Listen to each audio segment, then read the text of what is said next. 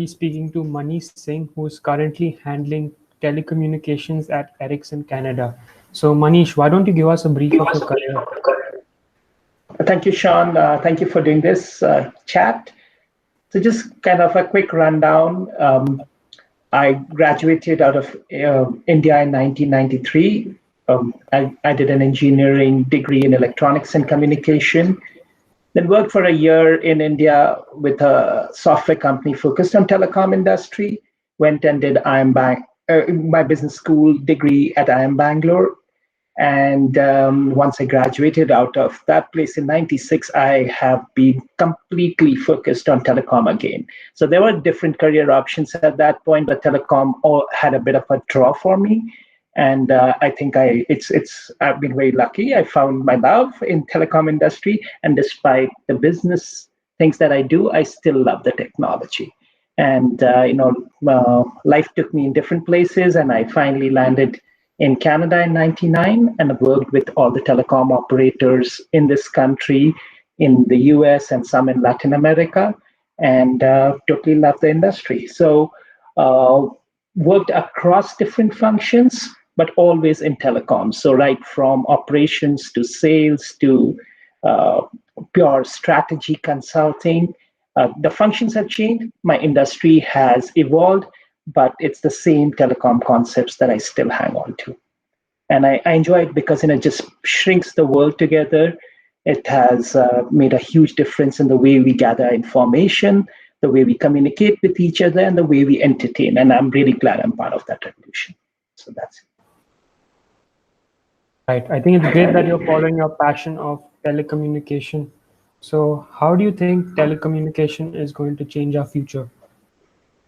So I'm sure even in your you grew up perhaps with good connectivity. When we grew up in India, we had 8 in 100 lines and landlines in the country. Today, it's something like 85% have mobile devices in the country in India, and so you can see the ubiquity of telecom industry now. So, you see gradual improvements in speeds as new mobile technology comes in and more fiber optics is deployed to your homes, and you can get more and more content today. That is obvious.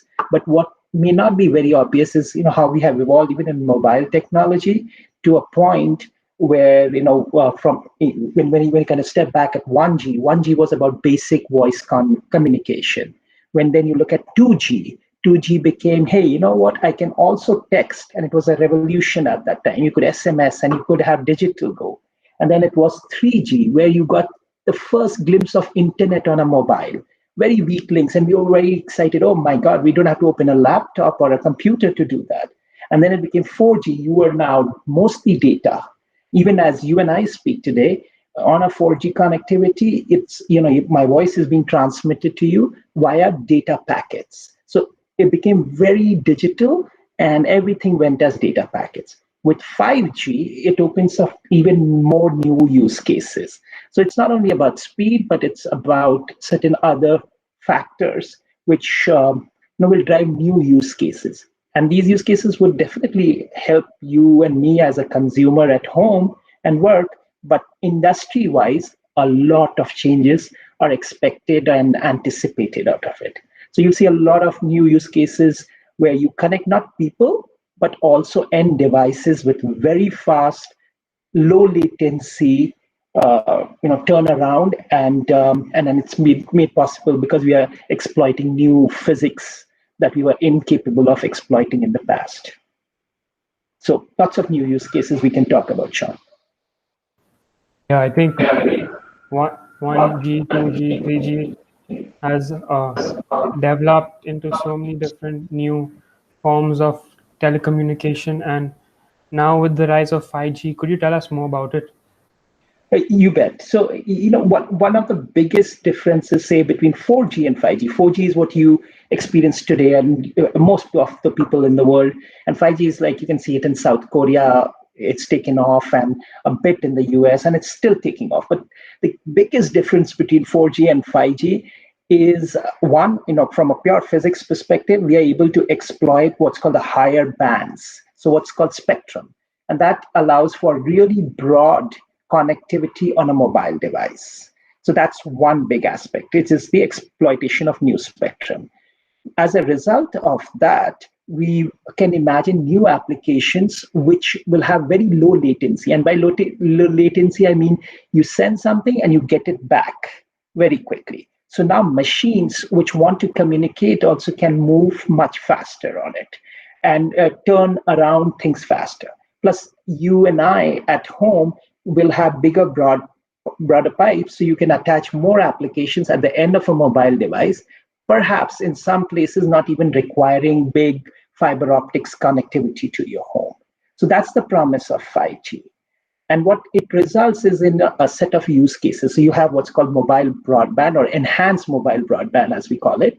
The other is what broadly we call, the ability to connect many simple devices for regular health checks. So we call it massive MTC. So it's a technical term, but basically for massive number of devices to be able to connect to the communication channel using the same technology that you and I are using for our voice and data communication.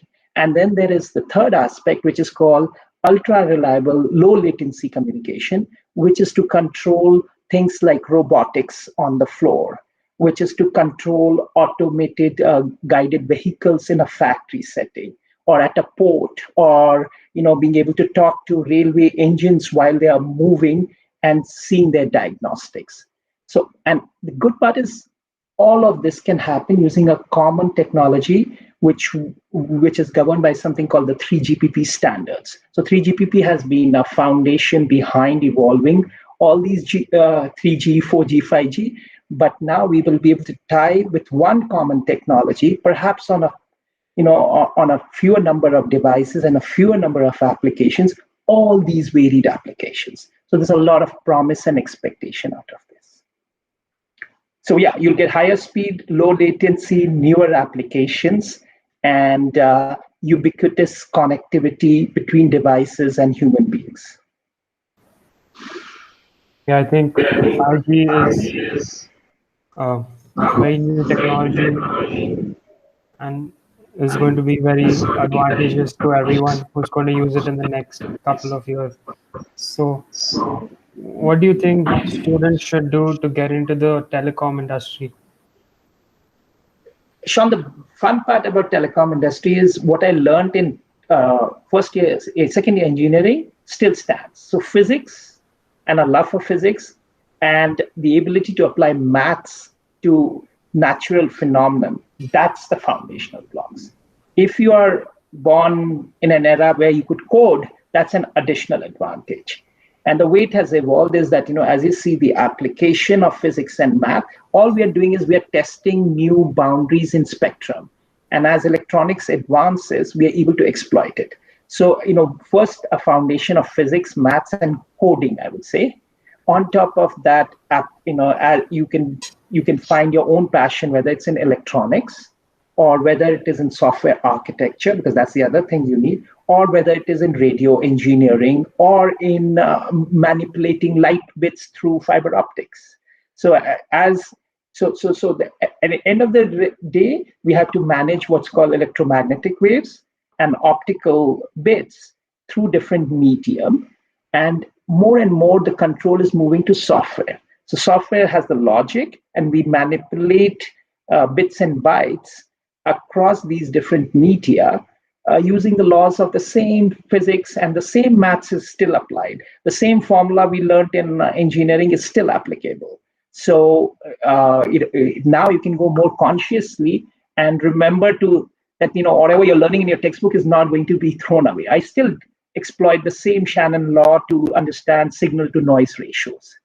So it's still very, very the same. I mean, it's just layers and layers of things being added, but the concepts are same. So I would boil it down to basics, physics, maths, and computing or coding. That would be a great foundation. On top of it, you can build your passion, be it electronics, software architecture, radio engineering, or fiber optics engineering. And then, of course, apply business sense to it. It's no use you may want to you exploit it from a business perspective, because you need to know how it will be delivered, how it will be useful to your end customer, how you are going to make money for your company or for your business or for your government. How would you save money? But you apply that and you're golden. It'll be very good. Great. Thank you so much for all your insights and your advice. And I wish you all the very best. No, Sean, thank you. I mean, great project. Keep it going. Always available if you ever want to have a chat, if you follow this line of thought.